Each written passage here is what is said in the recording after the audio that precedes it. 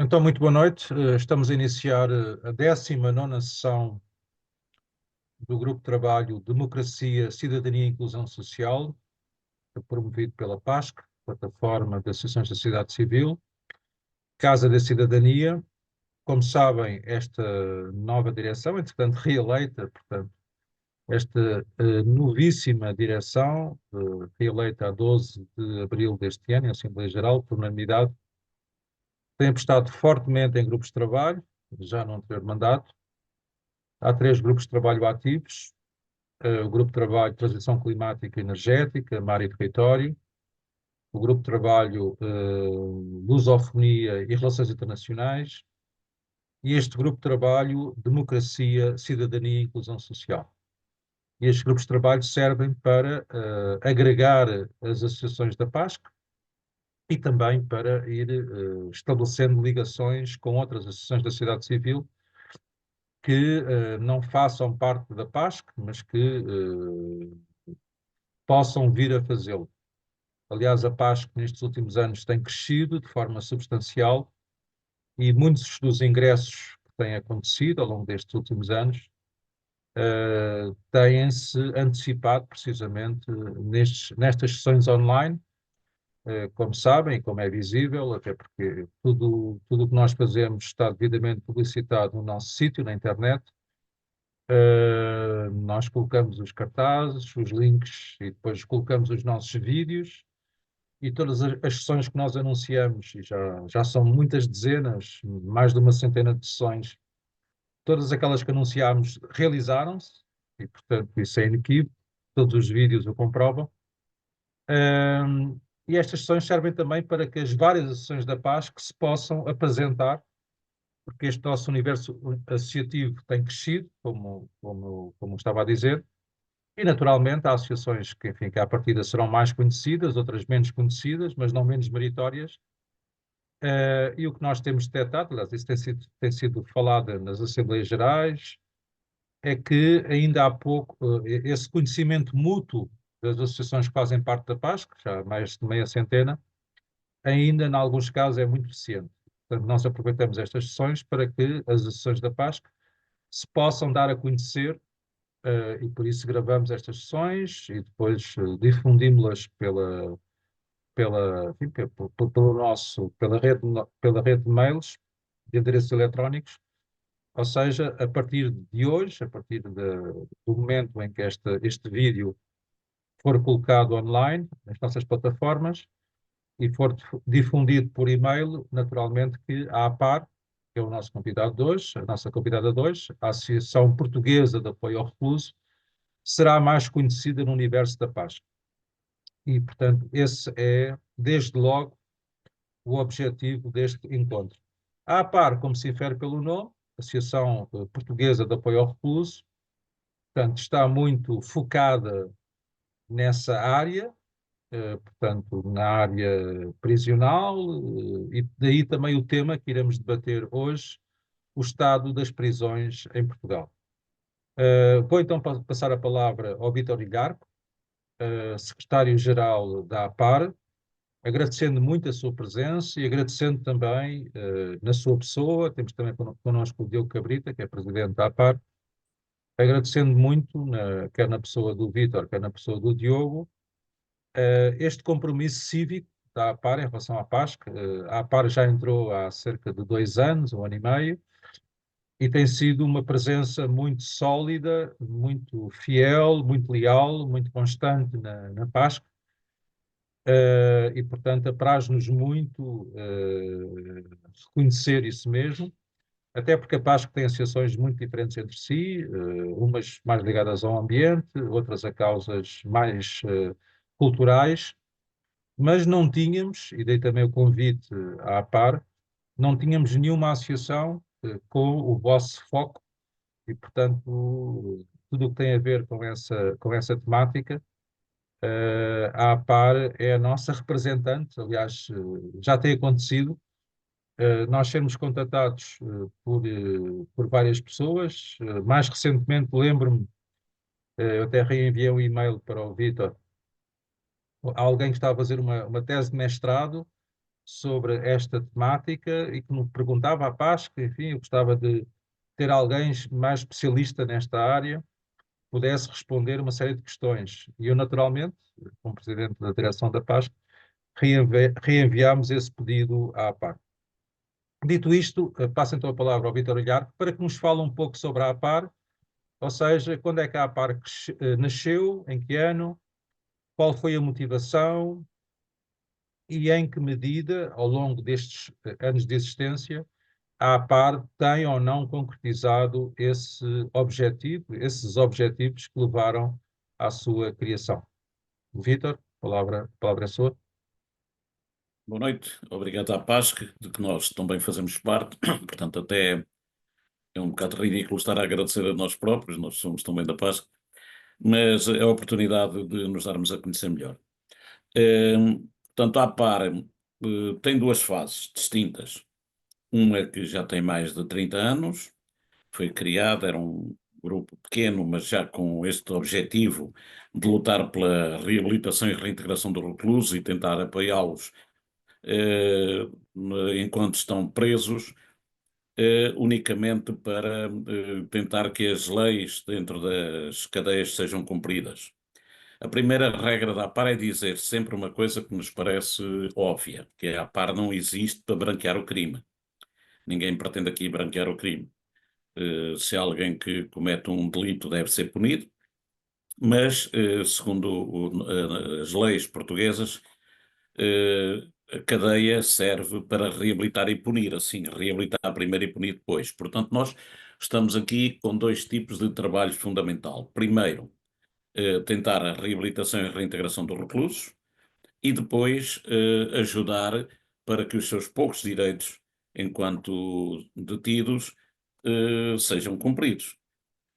Porque, como nós costumamos dizer, não há nada de mais perverso do que o indivíduo entrar na cadeia porque não cumpriu a lei, haver uma lei que rege a vida dentro das cadeias que depois não é cumprida.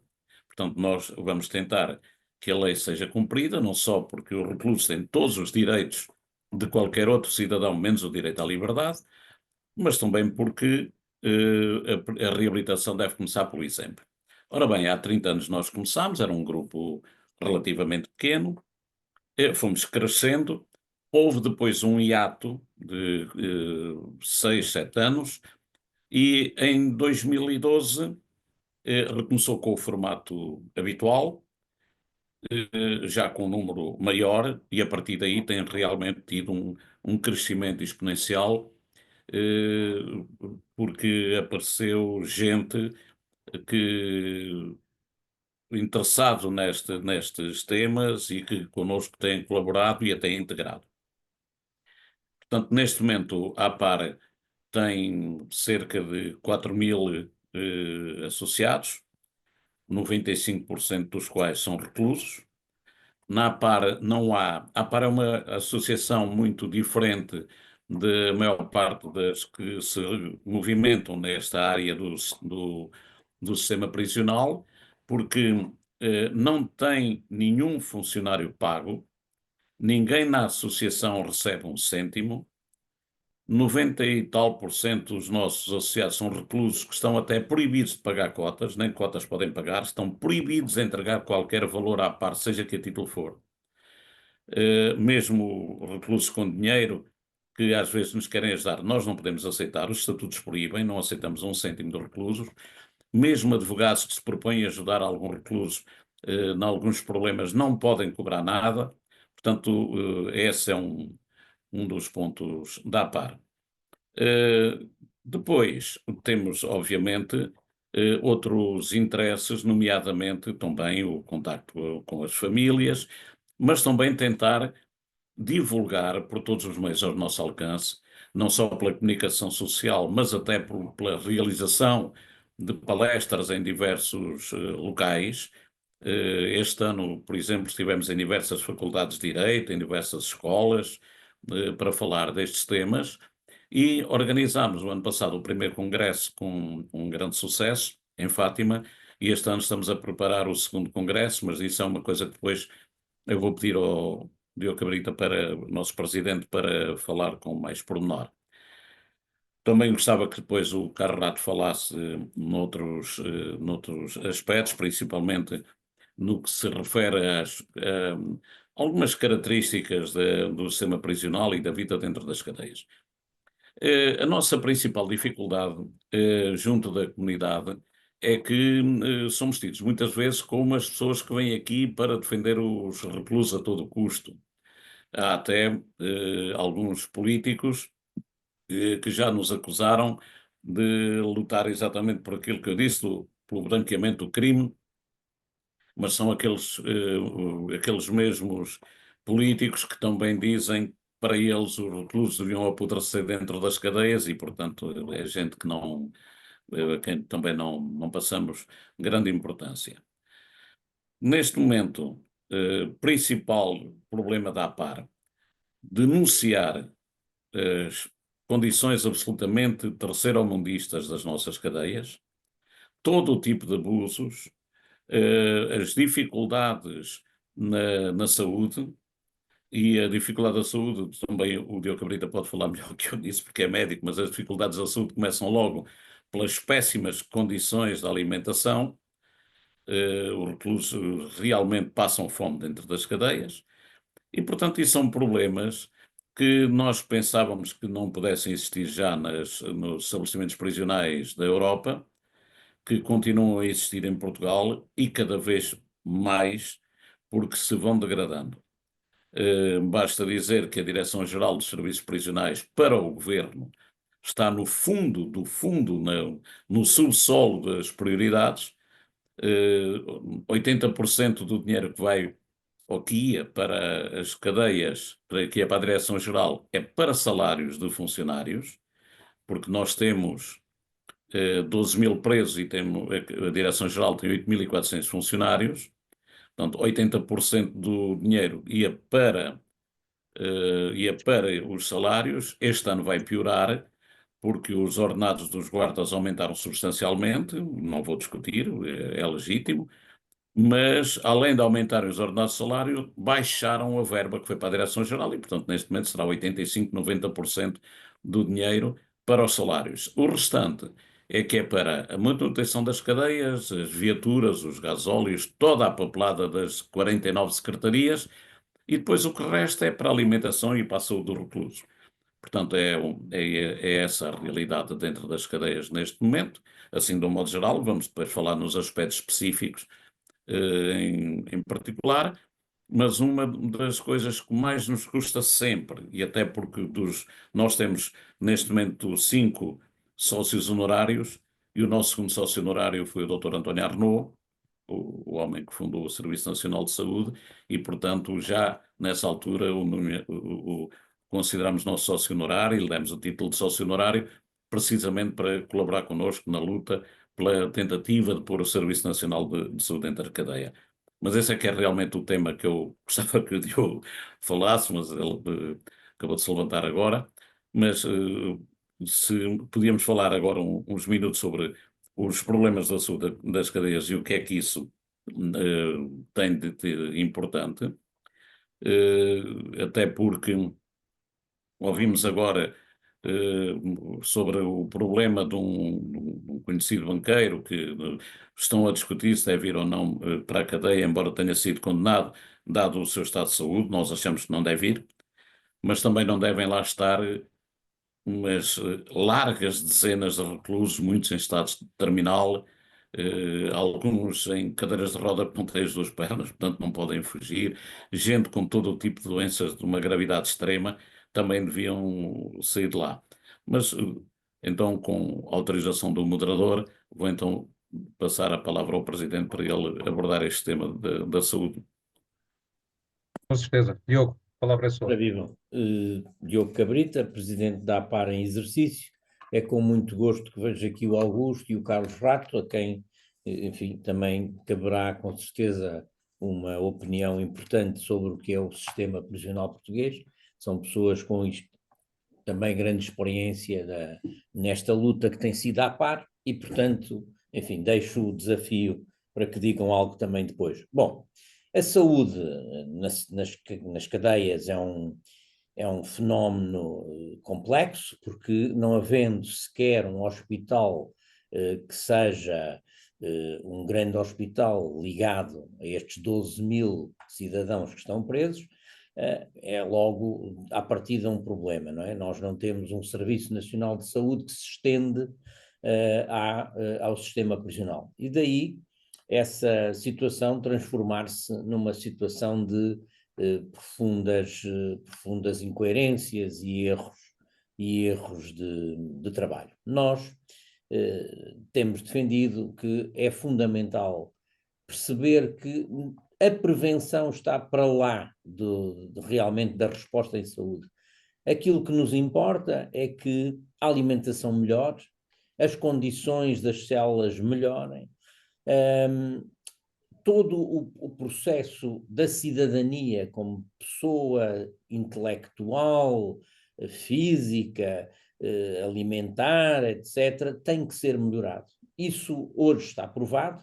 O Vítor há pouco falava também nessas questões e a verdade é que há hoje imensos trabalhos escritos que comprovam que, por exemplo, basta melhorar a comida nas cadeias para melhorar o ambiente, melhorar o relacionamento e melhorar as pessoas. Basta haver exercício bem dirigido, bem trabalhado para melhorar as pessoas, melhorar o ambiente.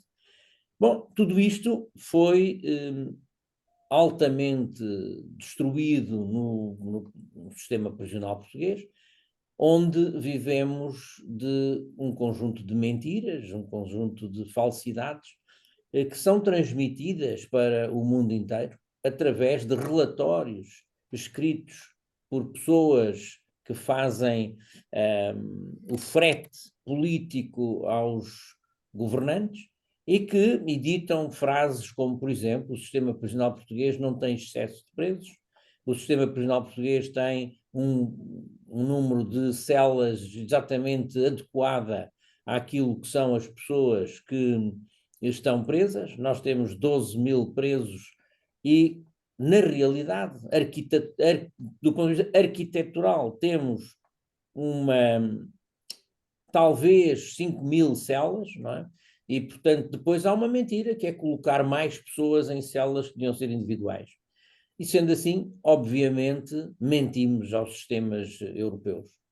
E esta mentira tem sido valiosa, não é? Tem sido valiosa e tem permitido que os partidos no poder se perpetuem neste conjunto de aldrabices que passam de uns para os outros. Por exemplo, é importante recordar, e fizemos-lo nós numa reunião na Assembleia da República há relativamente pouco tempo, a recordar que, por exemplo, quando o PS, apoiado pelo PCP e o Bloco, estão no poder, retiram milhões de euros à Direção-Geral. Isto é um momento dramático, porque é o mesmo ano em que esse conjunto de partidos resolve apoiar o PAN e dar 30 milhões para melhorar as condições dos animais. Portanto, os animais das cadeias estão realmente a este nível de projeção que nos deixa embaraçados e que nos deixa bastante, às vezes, revoltados. É essa parte que me tem, enfim, neste momento, mais feito raciocinar. Temos feito muito trabalho, com muito cuidado, mas há aqui alguma revolta que não deixo de querer expressar aqui hoje, no sentido em que estamos perante uma alteração negativa do sistema. A par defende que reclusão e reinserção não são a mesma coisa e devem estar separadas. A par defende isto há muito tempo. Quando se juntaram, não foi melhor para o sistema. E, portanto, também isto é saúde. A saúde é o sistema de reinserção.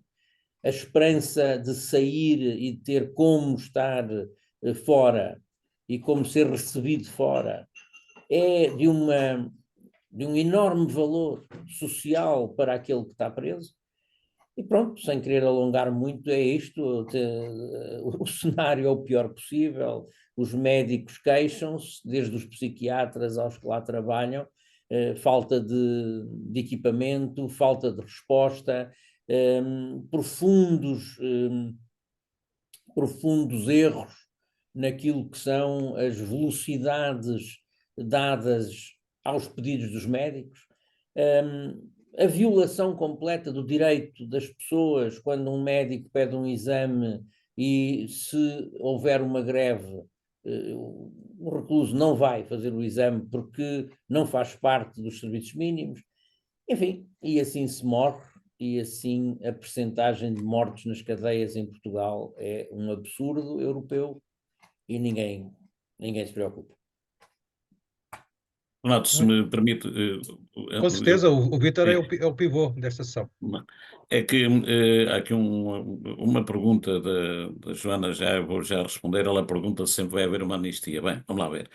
A APAR apresentou uma proposta de perdão de penas e amnistia já há mais de um ano, há quase 2 anos, e com a obrigatoriedade de ser discutida na Assembleia da República, porque entregámos as assinaturas que obrigam a tal. Aliás, são precisas 7.500 assinaturas, nós quase duplicamos esse número. Entretanto, também, posteriormente, o Bispo Aguiar, De Setúbal, por causa por do causa jubileu. sim, por causa do jubileu, a pedido do Papa, intercedeu também nisso. E o próprio Bloco de Esquerda apresentou um projeto de amnistia, com o qual nós não estávamos de acordo.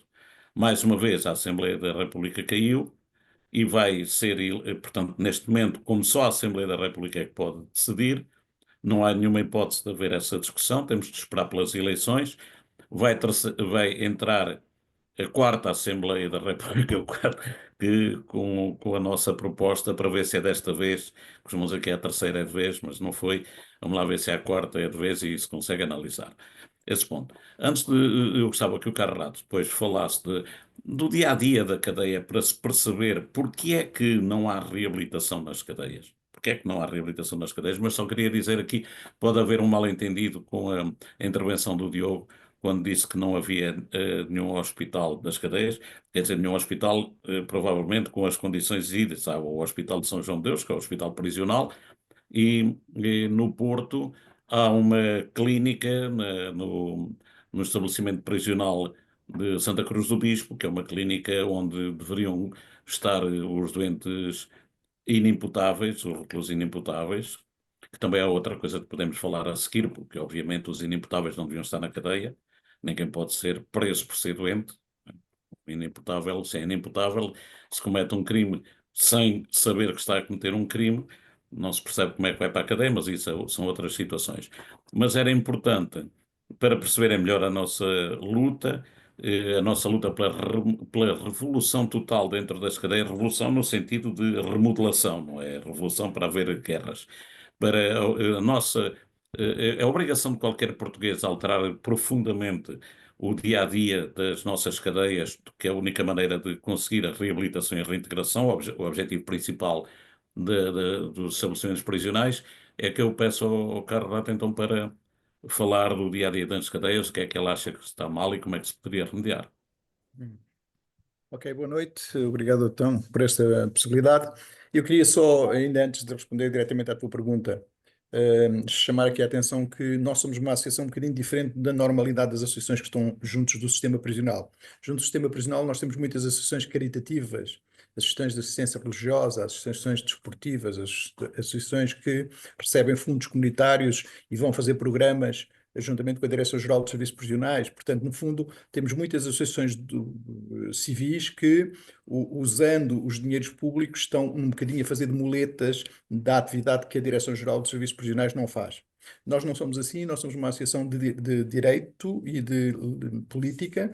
O nosso objetivo é lutar pela dignificação dos cidadãos que estão em reclusão e e das famílias deles, e é esse o nosso objetivo principal. Portanto, há aqui uma diferença básica neste aspecto. Isto não quer dizer que nós não façamos também alguma assistência aos reclusos direta, e fazemos-la porque temos um telefone que qualquer recluso pode usar dentro da cadeia e falar para a APAR, pondo um problema, muitas vezes até familiar, ou uma questão de violência, qualquer coisa que aconteceu dentro da cadeia. Nós somos logo os primeiros a saber, porque temos um telefone direto que os reclusos podem usar para nos contactar e contactam.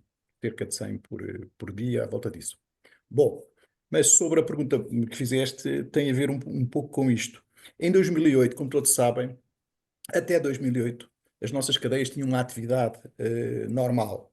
Mal ou bem, com mais possibilidades e outras menos possibilidades, tinham quintas, tinham herdades, tinham vinho, produziam isto, produziam aquilo, os reclusos estavam ativos.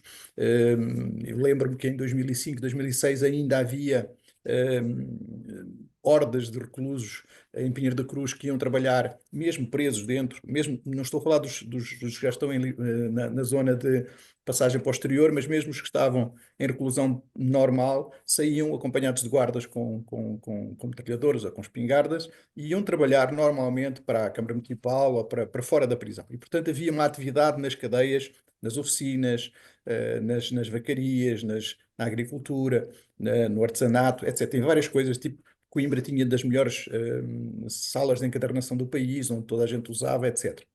Em 2008, um tal diretor-geral chamado Sá Pereira, Miranda. Sá Gomes. Sá Gomes, desculpe lá, Rui Sá Gomes, pôs fim a isto tudo, fechou tudo, e entregou a alimentação, inclusive, das cadeias às multinacionais que já tinham esse setor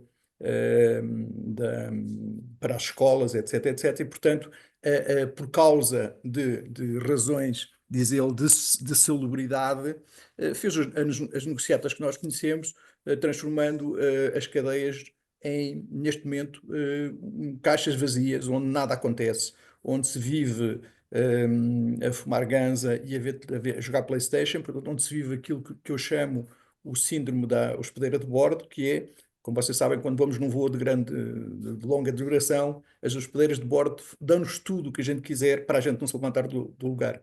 É isso que se passa neste momento na cadeia. A cadeia dá-nos tudo o que nós quisermos para estarmos quietos dentro da cela e não sairmos de lá.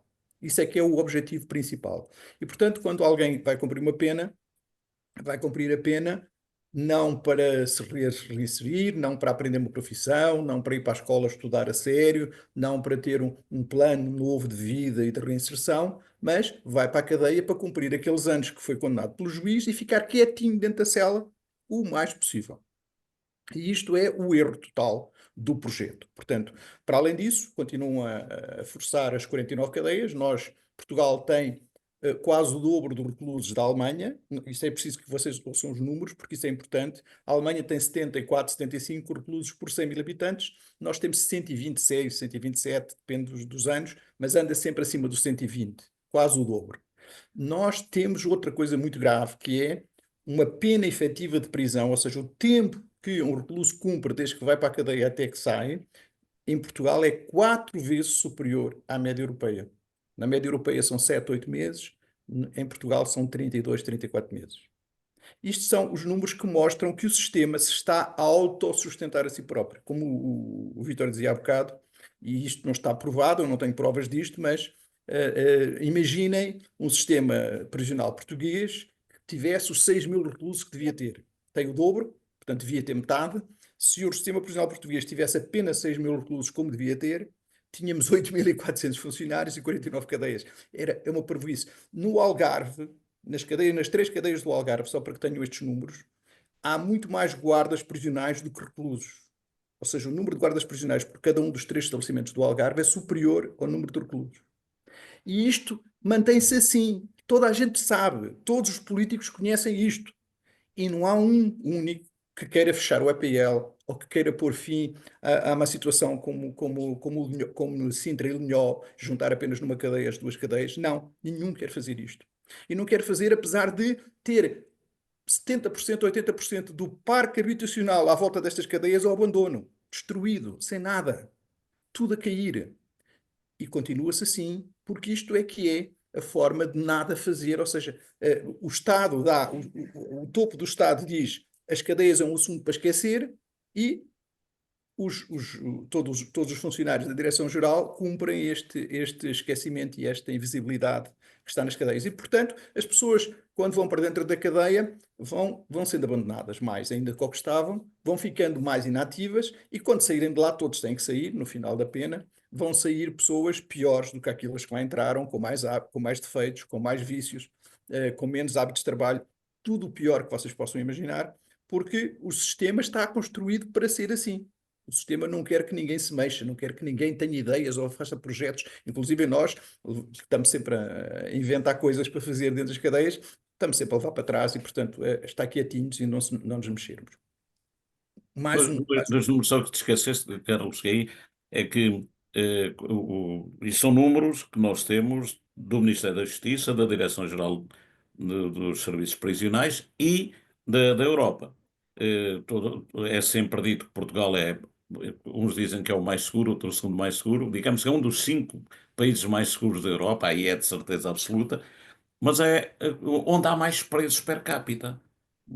Quer dizer, como é que se poderá explicar que um dos países mais seguros da Europa é o que tem mais preços per capita, é aquele onde as penas efetivamente cumpridas são as mais elevadas? Tudo isso porque o TEP, o Tribunal de Execução de Penas, também não cumpre o seu trabalho. Não há uma única medida de flexibilização das penas, embora isso esteja previsto e seja a melhor medida contra a reincidência, que é outro problema grave, porque a média de reincidentes em Portugal ultrapassa os 70% e cerca de metade dos nossos presos já são filhos de outros presos. Portanto, isto é tudo um panorama de tal modo negro que tem que haver uma revolução profunda no modo de encarar o sistema prisional. As nossas cadeias são absolutamente medievais. A água a escorrer pelas paredes, não tem vidro nas janelas. O que está no estabelecimento prisional de Lisboa, a cadeia da nossa capital, num sítio nobre da cidade, ao cimo do Parque Eduardo VII, se em vez de ser uma cadeia fosse um canil, já tinham ido lá os políticos todos a dizer que os cães não podiam viver naquela. Porquê? Vejam, celas que deviam ser individuais são minúsculas, têm uma cama, da cama à parede vai 1 metro, no fundo da cama tem uma sanita, que a maior parte das vezes já não está a sanita, está só o buraco, tem um lavatório, uma mesa. Agora, qual é o problema? É que agora puseram um beliche, estão 2 reclusos nessas celas, estão fechados 21 horas por dia, têm que fazer as necessidades fisiológicas um na frente do outro, não têm uma divisória entre a sanita e as camas, com a água a escorrer pelas paredes. Quando chega à noite tem que pôr uma garrafa de 1,5 litro de água no buraco da sanita para não saírem os ratos de lá. Eu estou a dizer isto parece parece o terceiro mundo, parece um país africano dos atrasados, mas é a cadeia da nossa capital. Nós dizemos constantemente que um dos trabalhos que os nossos deputados deviam fazer, quase como uma obrigação, era irem com frequência às cadeias dos seus concelhos, dos seus distritos. Mas não ir assim, tipo, visita a Coreia do Norte. Não, irem inesperadamente, sem avisar, a horas diferentes, à hora das refeições, para ver o que é que ali se come. O Estado paga 3,20 € pelas 4 refeições, são 80 cêntimos por cada refeição, por aí já se pode ver. Depois, como é que é a saúde? Porque há uma coisa que nunca falta nas cadeias, que é a metadona. Isto em resposta à Patrícia Vaz também fez aqui a dizer que eles nem sequer se preocupam com o desmame dos reclusos que entram ali ligados à droga e que continuam a drogar-se, não só porque a droga entra, como toda a gente sabe, mas também porque quando não entram dão-lhe metadona, que é para. E há reclusos que. A metadona devia ser dada para o desmame. Há reclusos que estão 10 anos presos, estão 10 anos a tomar metadona. Estão 10 anos com metadona. Nunca falta a metadona. Às vezes faltam comprimidos para o colesterol, faltam medicamentos para o colesterol. Eu tenho números sobre Né? isso, tenho números que vocês deviam ouvir. Uma cadeia com 700 presos, que é a média de Pinheiro da Cruz ou da Carregueira, usa 3.000 comprimidos por dia. 3.000 comprimidos por dia, de gente que tem média de 30, 40 anos, para aí. Portanto, vejam a quantidade de drunfos que se dão às pessoas para elas viverem nesta completa alinhamento da realidade. O que interessa é que a pessoa ande para lá, tipo zombie, andar por corredores sem nada para fazer, porque para além de não aprender nada, para além de não ter formação, para além de não se dar exatamente um plano novo para as pessoas que querem mudar, as cadeias têm ainda este efeito nefasto, que o viver na apatia, o viver sem ter nenhum rumo, sem ter nada para fazer durante 4, 5, 10 anos. Isto é uma coisa impensável. Destrói mentalmente qualquer pessoa que entra ali, que fica sem nada para fazer, a ver televisão, a ver telenovelas, a jogar cartas, não tem mais nada para fazer. Isto é o pior das nossas cadeias. E isto, Até por criar rotina, e eles saem ao fim as de pessoas 8, 9, 10 habituam-se a anos este com ritmo. essa rotina. Fica na Exatamente, cama quando até o saem cá meio-dia. fora. Exatamente, quando saem cá fora, depois dizem, agora vais para as obras todos os dias às 6 da manhã e às 7 da manhã tens que ir já estar nas obras. Claro que não vão, claro que depois vão o primeiro dia ou o segundo e já não vão mais porque o hábito de 5, 6, 10 anos a não fazer nada é o pior que lhes pode dar numa prisão. Ainda nós agora, nós à par propusemos há pouco tempo uma revisão do regulamento prisional e uma das propostas que nós fazemos é que se siga o modelo francês em que um recluso que trabalhe 3 dias tenha desconto a um dia na sua pena, ou seja, incentivar as pessoas a estarem ativas, incentivar as pessoas a trabalharem, incentivar as pessoas a irem para a escola e ter bons resultados na escola e também ganhar essa possibilidade de baixar o seu tempo de prisão. Portanto, nós temos que propor coisas concretas e propomos. Vou-vos dar outro exemplo. Há 700 e tal reclusos, neste momento há 7,6% de reclusos que estão presos por não ter a carta de condução, por andarem a conduzir sem carta e serem apanhados montes de vezes. São gente que não tem capacidade de fazer o teste, porque não sabem, não têm literacia suficiente para fazer o teste. E nós estamos a propor que se dê aulas de condução dentro da cadeia do tempo de prisão, aproveitar esse tempo para se ensinar o código, para as pessoas aprenderem e poderem depois passar o teste. Teste esse que até não devia ser físico, não devia ser escrito, devia ser um teste oral, mas pronto, isso é outro assunto, já não tem a ver com as cadeias, mas durante o tempo de prisão, por exemplo, pessoa que está 4, 5 anos porque não teve, porque não pôde, porque esteve preso por andar sem carta, devia sair da cadeia, para já não devia ter ido para a cadeia, devia ter ido ser proposto uma medida alternativa que era tirar a carta de condução.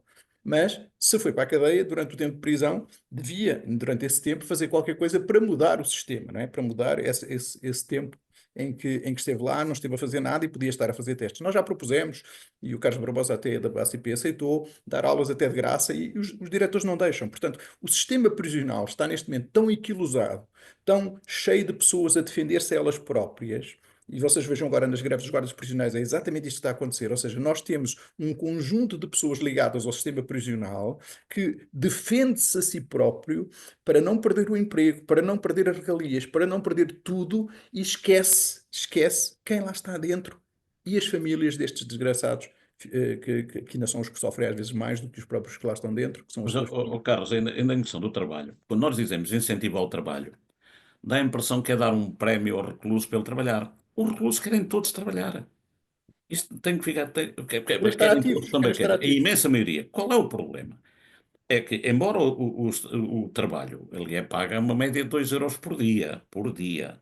Por exemplo, as senhoras que estão em Santa Cruz do Bispo trabalham a ganhar 2 euros por dia. Depois, quando querem lavar roupa, têm uma lavandaria. E a lavandaria lava-lhes 5 quilos de roupa e elas têm que pagar 3,20 €. Portanto, é que pagar um mês, dia e meio de trabalho para lhe lavarem a roupa na lavandaria da cadeia. Mas outro problema é que o recluso está a trabalhar ou está a estudar, ou está, às escolas já está a estudar.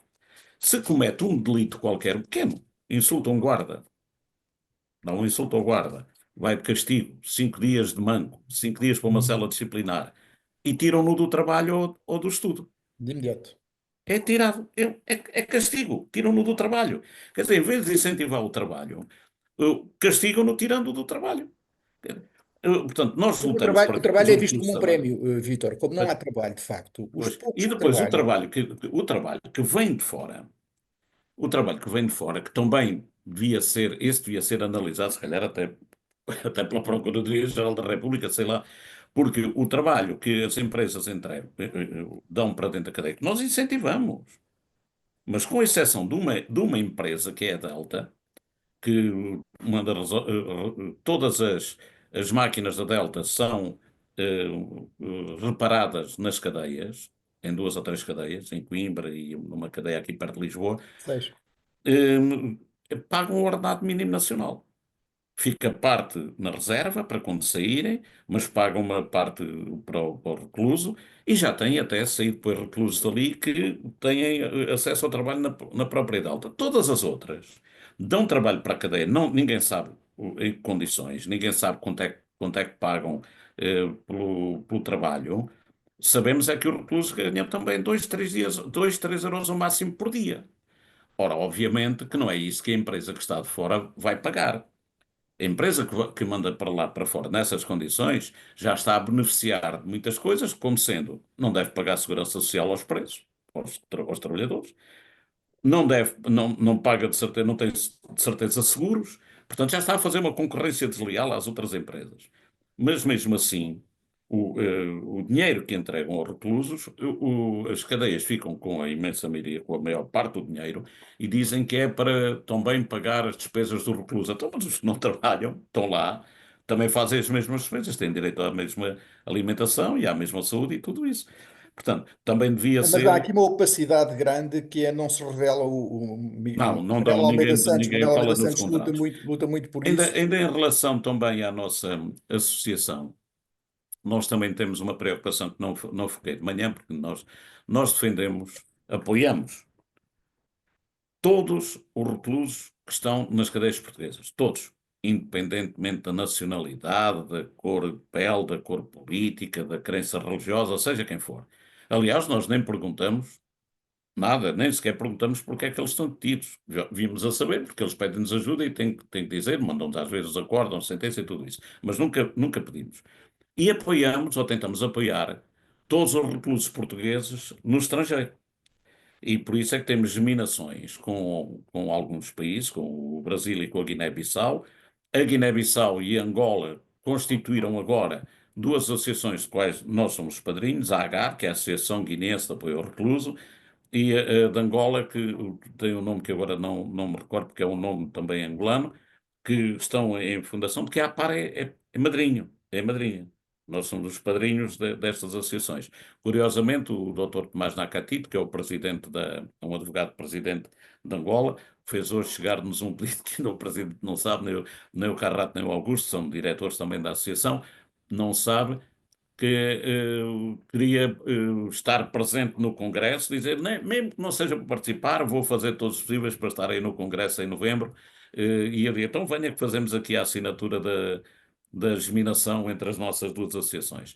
Temos a geminação com várias associações e já temos ajudado portugueses, por exemplo, no Brasil, presos no Brasil, e já uma vez recebemos como é que se chama aquelas cartas que antigamente se mandavam para os militares, um aerograma. Recebemos um aerograma do Japão, de um preso português no Japão, nos mandou um aerograma, porque estava preso e queria ser transferido para aqui, um rapaz de Oeiras, e pediu a embaixada não apoiou, falou com a Amnistia Internacional, a Amnistia Internacional perguntou de que país é que é, Portugal. Eles foram ver lá os livros, olha, se querem ver para aqui, para a par. Nós fomos à Procuradoria-Geral da República, ainda com a doutora Joana Marques Vidal, eles têm um departamento próprio para isso, e o recluso veio passar 3 meses, estava cá em Portugal. Hoje mesmo recebemos um telefonema de uma rapariga de Lisboa que está presa em Malta.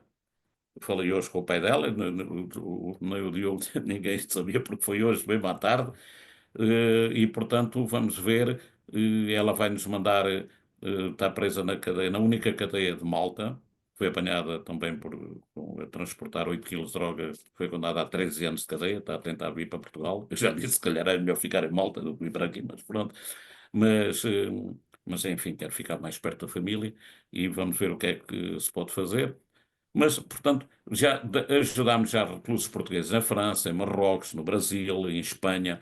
Temos ajudado vários reclusos e, portanto, penso que temos tido um trabalho que a pouco e pouco vai sendo reconhecido.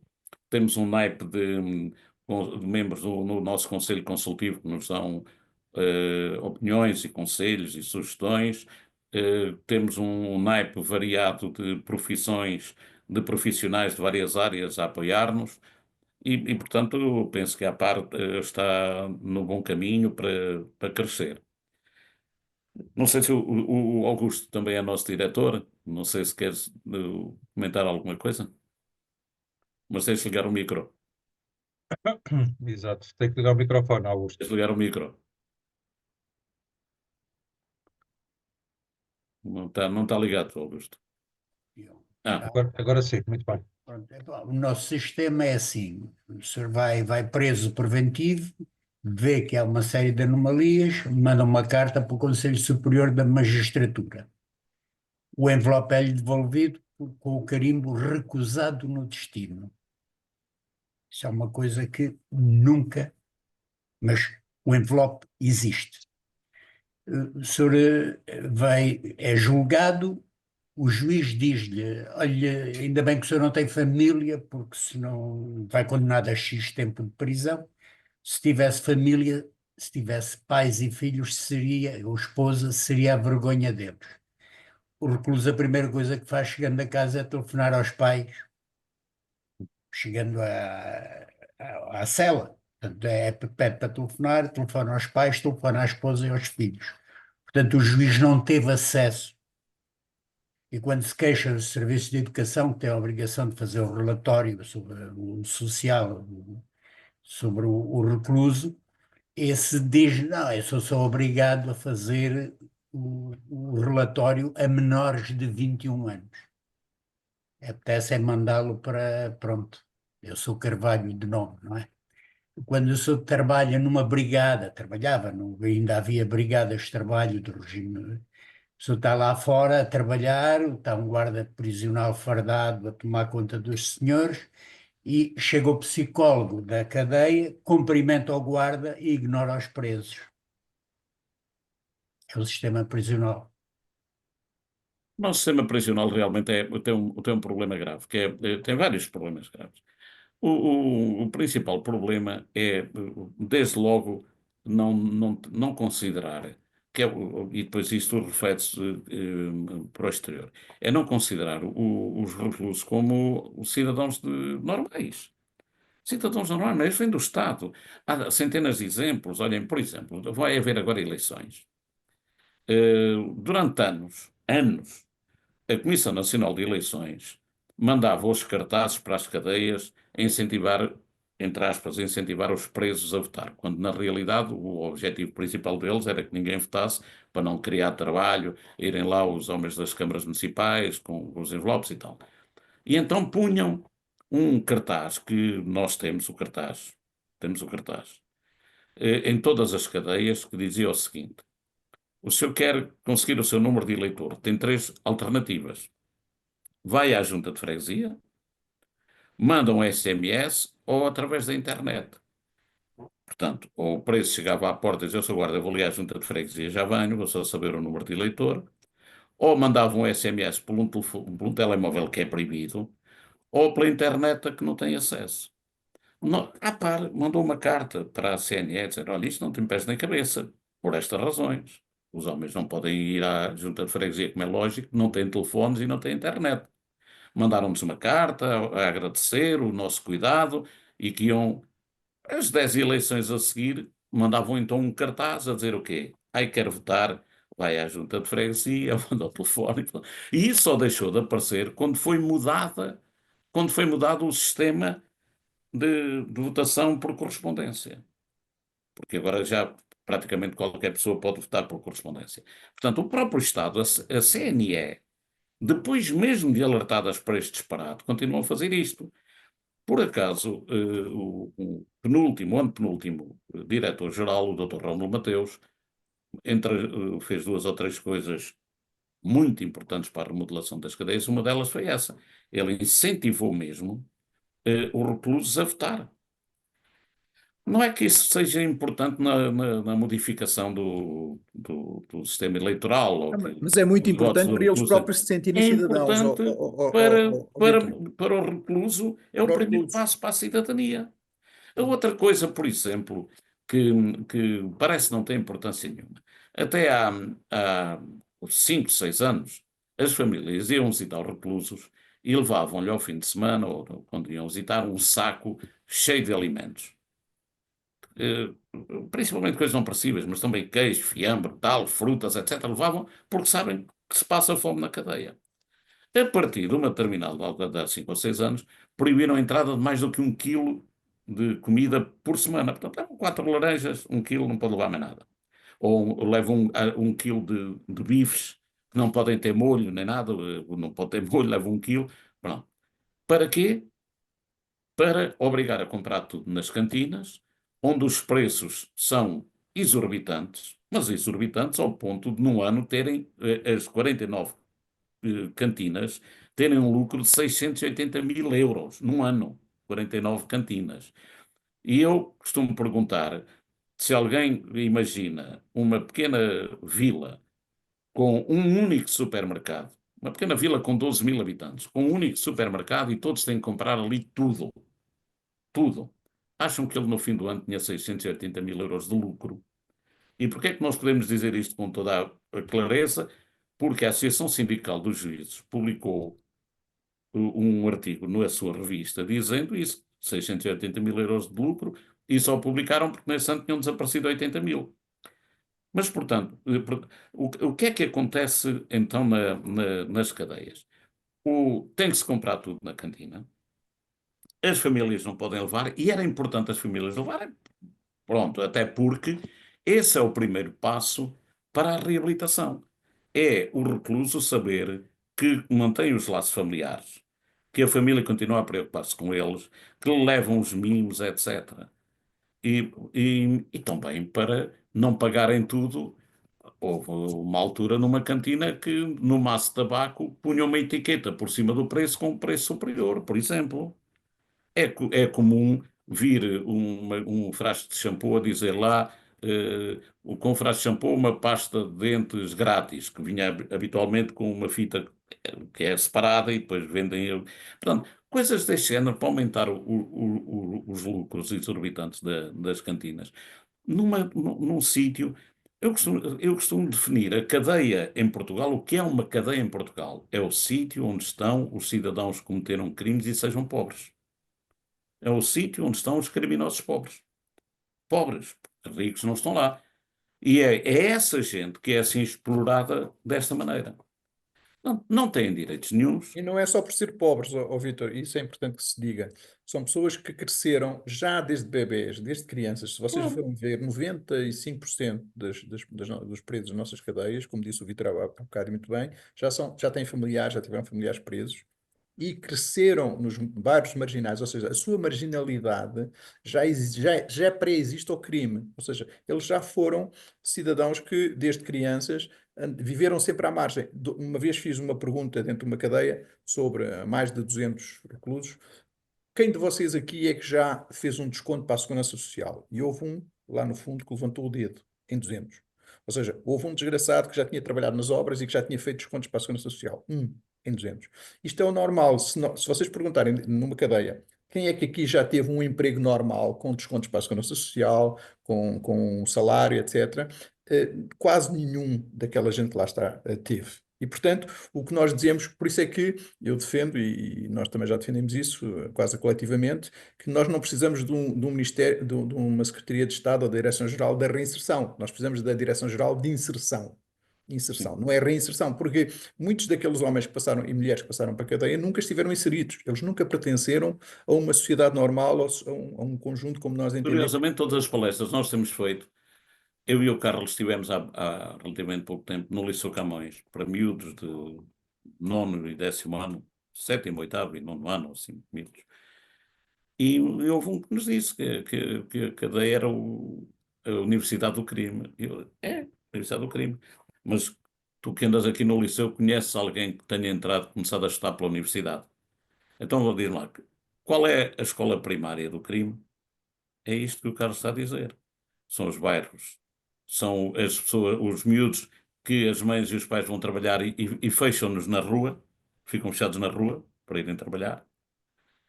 São os miúdos que começam assim a aprender com os maiores e a ganhar algum dinheiro a traficar droga. Todos nós, cidadãos, ignoramos. Nós não queremos saber disso. Não nos Sim, mas importa. todos Depois sabemos que é apontamos o isso. dedo quando eles cometem Isso o é que crime. Mas é a escola até do lá crime. ignoramos.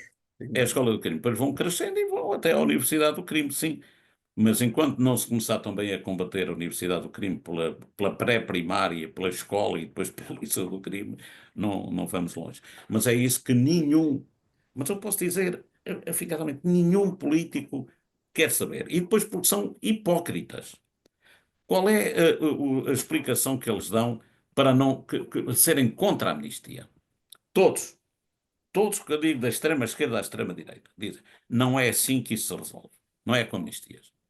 Não é com amnistias que isso se resolve. É com a remodelação do sistema prisional. As cadeias estão más, temos que remediar. As cadeias, temos que fazer cadeias novas, com melhores condições, dar melhor alimentação e tudo isto.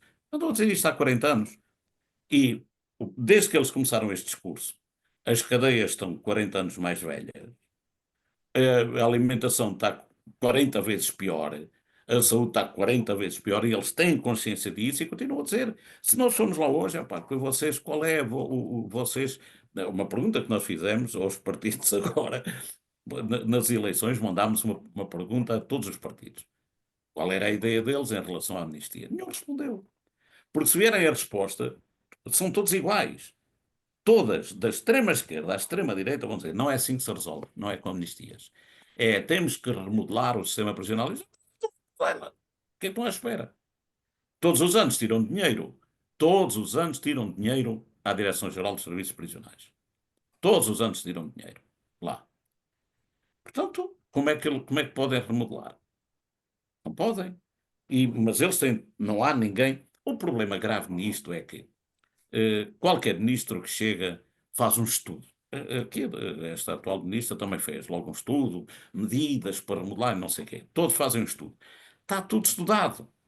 Está tudo estudado. Houve um trabalho magnífico de um provedor de justiça, fez 3 volumes sobre as cadeias, foi cadeia a cadeia, apontou os defeitos de toda a cadeia com o apoio da APAC já. 3 volumes. Depois o Freitas do Amaral fez um trabalho magnífico. Toda a gente conhece aquilo. Não há ninguém que não conheça. Toda a gente sabe. Os políticos sabem.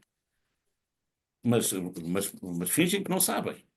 Eles sabem muito bem que quando chegou a Covid, chegou o Covid e nós pedimos olhe, vejam lá se desta vez aumentam a verba para a Direção-Geral, porque é preciso comprar álcool, é preciso comprar detergentes, é preciso comprar lexívia, é preciso comprar máscaras. Vejam lá se aumentam para a Direção-Geral, aumentam. Nesse ano tiraram 60 milhões de euros à Direção-Geral. Tiraram 60 milhões de euros, que era preciso para outros lados. Depois foi aí que nós agimos, porque por acaso o Ricardo Araújo Pereira fez uma entrevista à Presidente do PAN e disse, mas como é que vocês votam neste orçamento, votam favoravelmente a este orçamento? Ele, por nós tudo bem. Eles deram-nos mais 30 milhões para os animais de companhia, tinham tirado 60 milhões às cadeias. Portanto, o problema que aqui se põe é que realmente não, os presos e depois fazem passar Isto não é um estas complô. mensagens Isto não é um para a complô. comunicação Deixa-me social. fazer uma coisa, A Vitor. comunicação social faz estas Exatamente. mensagens de que tudo o que está preso, depois não há inocentes na cadeia, depois na cadeia são todos pedófilos e assassinos. O número que nós temos é 7,6% dos nossos presos são homicidas, 7,8% são lá presos por conduzir sem carta de condução. Quer dizer, nós temos uma carta, que eu falo sempre nisto porque isto é importante para quem nos ouve. Temos uma carta fixada na nossa parede de uma mãe que diz, olha, não há ninguém neste país que tenha dito mais mal da parte do que eu. Vocês vêm aqui a defender assassinos e pedófilos, vocês não têm vergonha disso? Era o meu discurso. Até que o meu filho se licenciou com a melhor nota da faculdade, foi comemorar com os amigos para as docas, bebeu um copito a mais, atropelou uma senhora na passadeira, está lá preso, e agora é que eu vejo como vocês são importantes. Porque parece que é preciso passar por isto. É que as pessoas que criticam pensam que estão livres das cadeias. Eles, os amigos, os familiares, estão todos livres da cadeia. Tudo gente pronta a ser canonizada, tudo santos. Ninguém pode ali ter um problema. Porque não é preciso ser criminoso. Distrai-se, atropela uma pessoa, mata uma pessoa. Vai preso por homicídio. Não é? Preso por um crime grave. Mas as pessoas não pensam nisso. Pensam que estão ali é porque são pessoas que não merecem viver sequer em liberdade. Eu peço desculpa, eu estou a ficar sem bateria no computador, portanto é provável que ele desligue. Eu não tenho aqui o cabo, portanto. Nosso isto- camarada Carlos, presidente. ias dizer alguma coisa? Sim, mas o Carlos há pouco queria intervir, não é? Desculpa, Carlos. Não, só queria dizer isto, que a última coisa é isto, às vezes parece que é um complô, mas não é um complô, isto é mesmo, as cadeias estão feitas, estão formatadas na cabeça de todos nós como um sítio com muros e grades. Mas este muros e grades não são para as pessoas não fugirem de lá, porque se quiserem pôr uma escadita e fogem e vêm-se embora 5 ou 6 é fácil, aquilo não custa nada sair de lá. O problema não é esse, é que as cadeias estão feitas com muros e grades que é para nós não vermos o que se passa lá dentro, nós, sociedade. E toda a comunicação social, todo o grupo político lhe interessa que haja uma invisibilidade do sistema prisional. Isto é promovido, esta ideia é promovida por todos os campos da sociedade, a começar do cidadão normal que também não quer, prefere ver a telenovela ou então ir-se abraçar a umas árvorezinhas ali na Avenida 5 de Outubro, juntaram-se 500 pessoas a abraçar as árvores. Mais acima está o EPL com 700 pessoas a morrer e a viver em condições de miséria. Ninguém quer saber deles, mas as árvorezinhas que estavam lá, que iam ser cortadas, as pessoas abraçaram-se e estiveram ali uma tarde inteira ou um dia inteiro abraçados às árvores, mais de 500 pessoas, eu vi com os meus olhos. Portanto, quando a gente tem este tipo de sociedade, é porque ela não quer ouvir falar das prisões, não quer ouvir falar das pessoas que não conseguiram viver sem cometer crimes, elas não querem ouvir Carlos, uma vez falar. mais, isto começa pelo governo. Pronto. Quem é que consegue conceber uma qualquer atividade em Portugal, um qualquer profissional em Portugal que faça greve 7 meses seguidos? Ou num ano 330 dias de greves, como fazem os guardas prisionais? Neste momento, vai entrar no 7º mês de greve seguido a cadeia do Linhó, os guardas da cadeia do Linhó. 7 meses seguidos, com os presos sem... olha, se tiveram 4 meses, sem poder lavar a roupa da cama nem as toalhas. Aliás, a carregueira, que é a joia da coroa, que é considerada a melhor, que é onde levam os visitantes que vêm cá para ver como é que é umas cadeias em Portugal, levam na carregueira porque é a única feita de raiz nos últimos 30 anos. A carregueira agora saiu uma nova regra que os presos só podem mandar para a lavandaria as roupas da cama, os lençóis, as fronhas e as toalhas de banho uma vez por mês. É uma vez por mês. Em todo o caso, Vítor, permite-me, eu acho que a intervenção do Carlos Rato eh, faz todo o sentido, ou seja, em última instância, enfim, a jusante, quem tem poder de decisão será o governo, naturalmente, os vários governos, eles é que podem mudar as coisas, pelo menos imediatamente. Mas a montante é um problema da sociedade, não é? Ah, sim. Se a sociedade não está disponível para perceber isso, não é sensível a esse tipo de questões, Mas está por ordem do governo, por instruções do governo. não, E do repare. governo e da comunicação social, então. Não, a questão é, há um clima, os exemplos que deram foram eloquentes, não é? Enfim, isso foi amplamente noticiado, foi na 5 de outubro. Só para dizer, Os jacarandás, portanto, é esse caso. Mas nós exatamente. estivemos na Assembleia da República com um partido político, eu e o Vítor, e ele dizia-nos: se o PSD quiser fazer, nós apoiamos a amnistia. Se o PSD não quiser fazer, nós não apoiamos a amnistia. Portanto, eles têm medo uns dos outros por uma questão de cobardia Do que é que a política. comunicação social vai dizer? Cobardia Lá estão política. esses a pôr presos em Não é que eles, liberdade. Não sei não é o que quê. eles não estejam sensíveis. Os deputados em si, muitos deles, estão tão sensíveis como nós à realidade. Conhecem-na. Acham mal que não se faça nada. Nós estamos fartos de falar, e o Vítor de ir à Assembleia da República, à Comissão do Penitenciário, e todos dizem: isto está mal, tem que se mudar, isto tem que se mudar. Até o CDS, toda a gente, todos os partidos, mesmo os que estão contra nós, tirando o Chega, todos eles dizem: não, de facto temos que mudar a situação, temos que mudar a situação. Mas depois não fazemos nada. Porque qualquer passo que se dê neste sentido, a própria sociedade olha para esse passo e critica-o como mau. Qualquer coisa que se faça para melhorar ou para dar dignidade aos cidadãos que estão presos ou às famílias deles é considerado negativo. É considerado negativo. E, portanto, a pessoa que fizer isso desce na votação na próxima eleição. Este é um problema gravíssimo que nós temos. Porquê? Porque a sociedade não está responsabilizada. Uma das coisas que nós propomos, por exemplo, no nosso alteração ao regulamento prisional, é a criação de um conselho de cidadãos para apoiar as cadeias junto da cadeia, que é uma coisa que até foi o António Costa que propôs nas suas 15 medidas para alterar o sistema prisional de 2015 e que ignorou completamente. Mas era uma ideia boa, a comissão municipal, que tivesse envolvimento de todas as forças vivas daquela sociedade onde aquela cadeia está, que pudessem ajudar, que pudessem saber do que se passa, pudessem tentar arranjar empregos para os reclusos, etc. Portanto, o envolvimento da comunidade, enquanto a comunidade não se sentir responsável por aqueles cidadãos, o que fazemos é como às vezes se faz nas coisas, deitamos dinheiro para cima e esquecemos. E o que está a acontecer neste momento, deitamos pouco dinheiro, mas deitamos dinheiro para cima para uma coisa que não serve para nada. As cadeias não servem para nada, não têm nenhuma utilidade, servem apenas para fazer sofrer as pessoas e não têm nenhum fim, não têm nenhum objetivo nem social, nem sequer político ou social. Nós agora nessas palestras que fizemos, eu e o Diogo fomos a várias faculdades, e o Carlos e a liceus.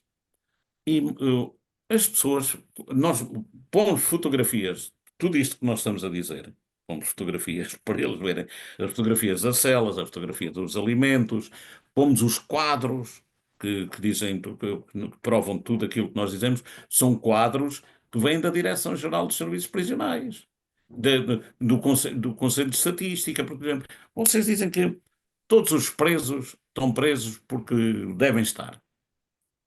Olha, preços preventivos, falamos disto. Em 7 anos, e são números do Departamento de Estatística do Ministério da Justiça, em 7 anos, a Procuradoria-Geral da República, os procuradores da República, levantaram processos a uma quantidade de portugueses.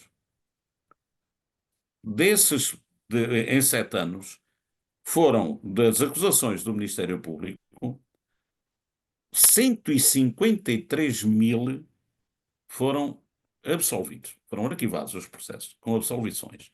Muitos deles tinham passado na cadeia. Dá 65 por dia, são 47%.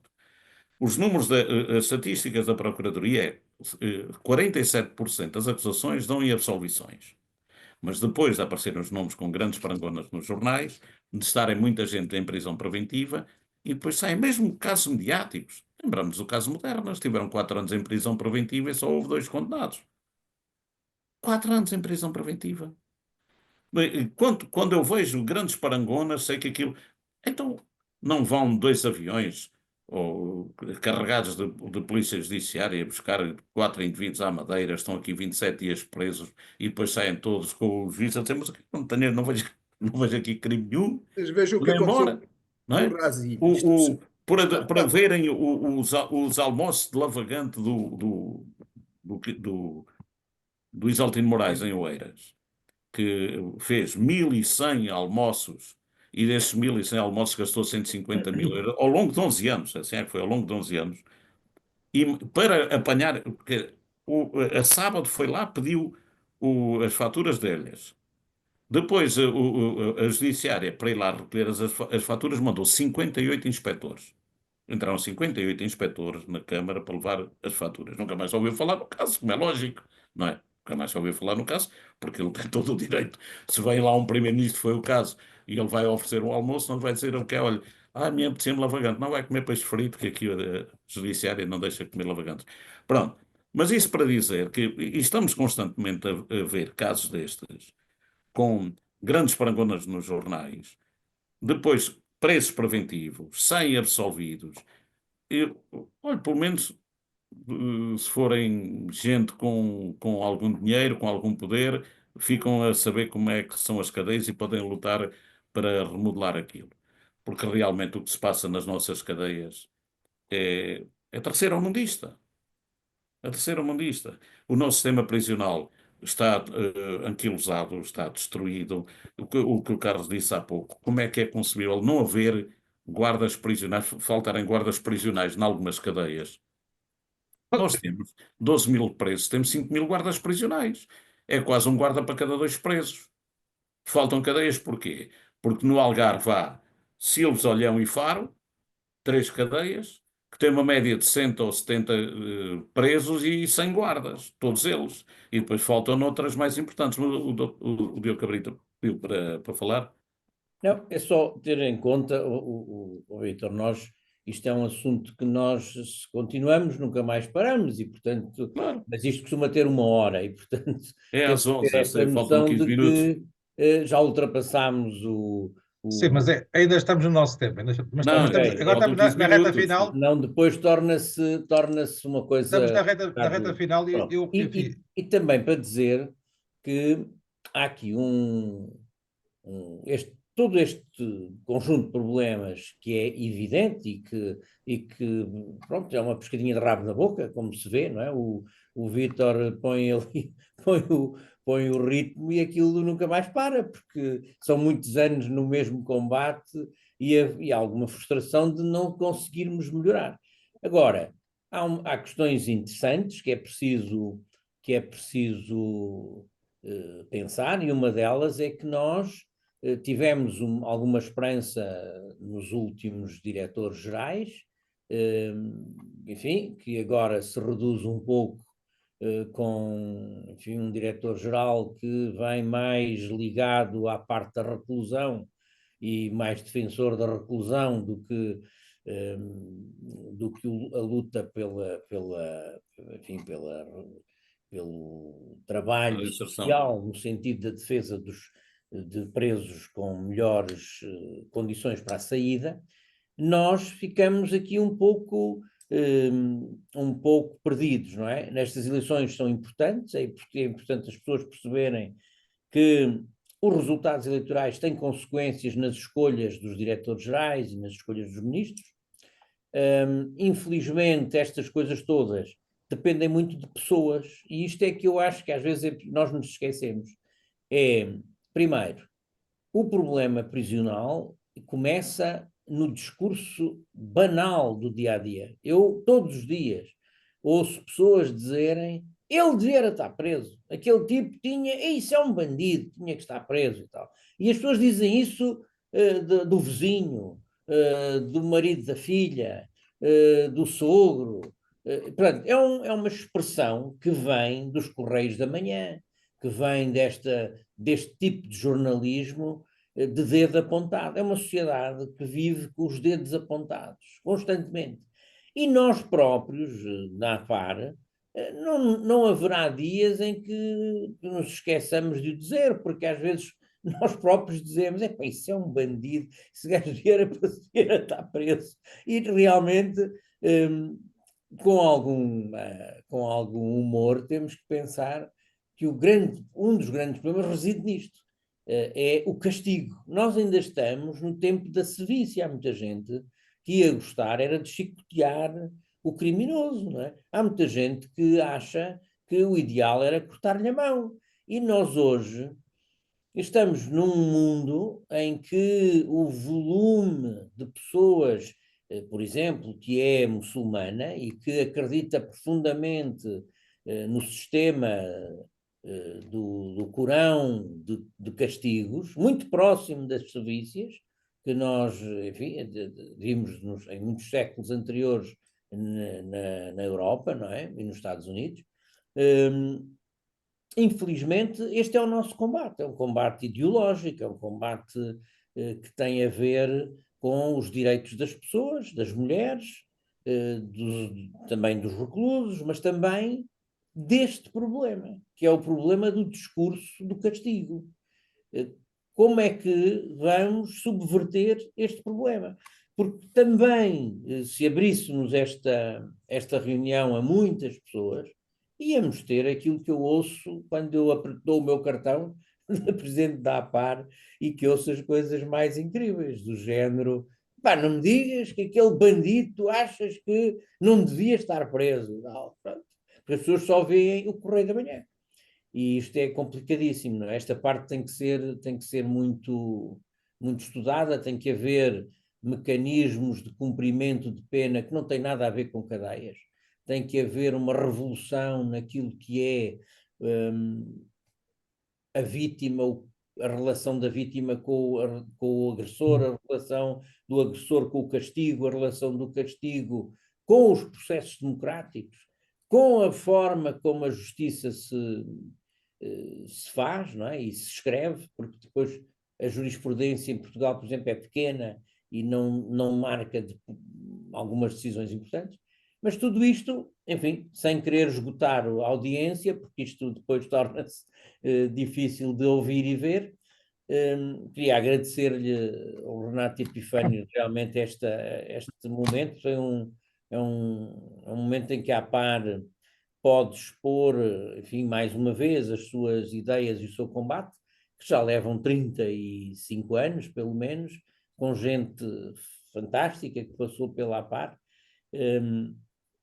e que deu muito de si, muito dinheiro pessoal, muito empenhamento, muitas horas, e que ainda hoje se refletem aqui no Augusto, no Carlos, no Vítor, e que são, enfim, lutadores que deviam ter comendas deste país que dá comendas a todos os... Olha, uma data de ladrões que já foram presenteados com comendas e prebendas, não é?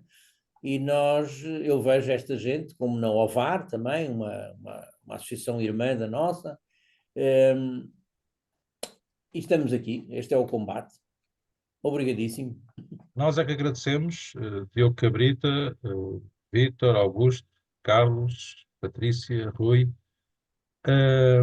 Enfim, eu já conhecia a APAR, não com este pormenor, mas sinceramente fiquei muito, muito impressionado pela vossa ação e até pela qualidade humana, notoriamente, pelas vossas intervenções. Ouvir-vos, o Diogo, o Vítor já o conhecia, o Carlos Rato. Portanto, pessoas que notoriamente pensam sobre este assunto, têm ideias e têm essa percepção, e eu compreendo, enfim, os exemplos que deram foram muito eloquentes. Obviamente que as pessoas que estão nas prisões estão enfim, na escala mais baixa enfim, da nossa pirâmide social, digamos assim, e, portanto, há pouca empatia, não é? Há mais empatia, como os exemplos que deram, pelas árvores, pelos animais. Não é que as árvores não mereçam ser preservadas, não é que os animais também não mereçam ser defendidos, mas de facto os exemplos que deram foram muito eloquentes. Faz falta de facto uma outra consciência cívica, até para benefício, esse é que é o ponto, o Carlos Rato salientou isso, e meu ver, enfim, contem com a PASC para fazer esse trabalho. Enfim, é um trabalho de maratonistas, mas enfim, eu costumo dizer que a cidadania é precisamente isso, não é uma corrida. Portanto, é uma corrida de longo curso, isto é um trabalho para maratonistas, não é? Se não desistem à primeira curva. Porque, de facto, os exemplos que deram de promover, enfim, desde logo as condições sanitárias, condições de alimentação das pessoas que estão presas, dar-lhes oportunidade de trabalhar, de se qualificarem, isso depois beneficiará a própria sociedade, porque senão é um ciclo vicioso, porque estas pessoas depois saem e reincidem nos seus crimes, porque o seu horizonte de vida, a sua mundividência é aquela e não saem dali, não é? E, portanto, faz falta promover essa consciência cívica, essa outra consciência cívica. Por outro lado, como também assinalaram e bem, sobretudo até nos períodos eleitorais, o foco e a tónica é outra, não é? É aumento de penas, quanto mais tempo presos, melhor. E, portanto, o vosso discurso é em contracorrente, completamente. É quase ali uma lotaria e um leilão de quem é mais punitivo, sem perceber a estratégia de médio e longo prazo. Em alguns casos, como disse o Carlos Rato, não é sequer de reinserção, é de inserção, de facto. É de pessoas que, na prisão, já que lá estão, possam ter condições de finalmente passarem a estar realmente inseridas na sociedade como nunca estiveram. E, de facto, o vosso trabalho é muito meritório. Também é muito meritório, permitam-me que o diga, até que eu sou muito sensível a isso. Enfim, como sabem, a PASC é uma plataforma de associações, é a sua nome, plataforma de associações da sociedade civil. Todos nós estamos, eu também, naturalmente, nesta apresentação de associações. Eu sou presidente do MIL, Movimento Internacional Lusófono, e, portanto, estou muito ligado ao espaço da lusofonia, aos países da CPLP, mas não apenas, às regiões, enfim, deste espaço, deste mundo amplo e plural de língua portuguesa, e fiquei também muito sensibilizado com os exemplos que o Vítor Ilharco deu, de que a APAR está a ser inspiradora para outras associações no espaço da lusofonia. Isso também, permitam-me que também destaque isso. Aliás, nós na PASC também procuramos, de alguma forma, exportar e inspirar o exemplo da PASC para outros países da CPLP, ou seja, para que noutros países da CPLP a própria sociedade civil também se organize, trabalhe em rede, em parceria, em plataforma, como é o nosso caso, e isso de alguma forma está a acontecer ou vai acontecendo, talvez em alguns casos é sempre mais devagar do que aquilo que nós desejamos, mas também por isso o vosso trabalho, permitam-me que eu destaque, o trabalho da APAR, é particularmente inspirador e meritório. Até chegam a esse ponto de serem, de facto, inspiradores e exemplares noutros países da CPLP. Portanto, muitos parabéns pelo vosso trabalho. Nós, na PASC, estamos aqui para ajudar. Nós difundimos, como vocês sabem, difundimos sempre as ações tomadas de posição, iniciativas cada uma das vossas associações e, portanto, sempre que a APAR, enfim, quiser difundir alguma posição, alguma iniciativa, contactem-nos, enfim, os nossos contactos são públicos, e nós iremos difundir as vossas iniciativas, as vossas posições, com todo o gosto. E aqui, enfim, mais do que uma questão formal, vocês teriam todo o direito a isso, enquanto membros ativos da PASC, mas também, permitam-me esta nota mais pessoal, pelo muito mérito do vosso trabalho. Sinceramente, enfim, já tinha essa percepção que a APAR era uma entidade da PASC muito meritória, mas fiquei, de facto, muito sensibilizado pelos vossos testemunhos. De facto, parabéns pelo vosso trabalho, enfim, não vou acrescentar nada e não vou repetir. E ficaríamos então por aqui, se não tiverem mais nada a acrescentar. Ficaríamos então por aqui. Vou fechar Estão-me a ouvir? Sim, Augusto. Houve, portanto, uma coisa que ninguém frisou, mas modestia à parte, muita vez os serviços prisionais abrem a porta da prisão um recluso ou uma reclusa que já cumpriu a pena. E muita vez nem dinheiro para o autocarro essa pessoa tem. Temos ajudado gente nesse aspecto também. Muito bem. Não, todas as semanas há um guarda que dá dinheiro ao recluso para apanhar o autocarro para casa, senão ele tem que fazer logo um assalto ali para com os documentos todos caducados, etc. Bom, olha, está aqui a Patrícia a dizer que também já ajudou. Deve ser visita de algum recluso e sabe daquilo que nós estamos a falar. Obrigado também, Renato, pela oportunidade que a nossa PASC nos deu para nos tornarmos mais conhecidos, e vejam se organizam uma vez um debate sobre a justiça no auditório da nossa sede. Teremos todo o prazer em receber a toda a gente e podemos fazer ali um bom debate organizado pela PASC e com o apoio da APAR no nosso auditório, Dr. António.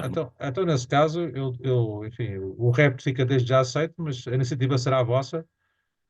Componham o programa, agendem connosco uma data. Isso é um congresso. Isso é um congresso em novembro. Então, 21, 22 e 23 de novembro, no Templo da Poesia, em Oeiras. Muito bem. Então, quando tiver já o programa, o cartaz fechado, vão receber. Enviem-nos e nós procedemos com todo o gosto. E eu estarei com todo o gosto, enfim, talvez não em todo o congresso, mas pelo menos na sessão de abertura, na sessão de encerramento, a representar a PASC com todo o gosto. E dito isto, e reiterando os nossos agradecimentos, vou então fechar a gravação. Ok, tenham uma boa noite.